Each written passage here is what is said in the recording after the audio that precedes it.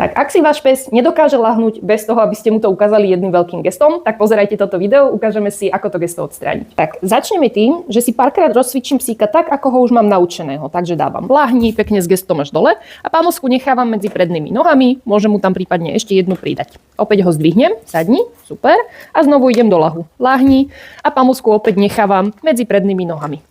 Tak, psík po pár opakovaniach si povie, OK, toto teraz robíme. A ja si ho môžem pomaličky začať testovať. Takže zoberiem svoju ruku, ktorú bežne teda dávam až dole a nepôjdem až úplne k zemi, ale začnem si robiť taký testík a na pár sekúnd počkám. Znovu idem nižšie a na pár sekúnd počkám a v momente, keď nájdem úroveň, na ktorej pes vie zareagovať a do toho povelu sa dostať sám, tak ho odmením a zase tá pamlska príde až dole. Tak znovu si tú úroveň niekde nájdem. Takže skláňam sa nižšie, dávam povel, nič sa nestalo, skúsim ešte nižšie, dávam povel, lahla si, výborne, preodmením, šikovná.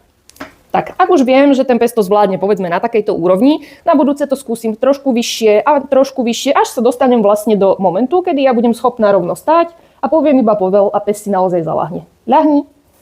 Áno, super, šikovná. Tak, cvičte.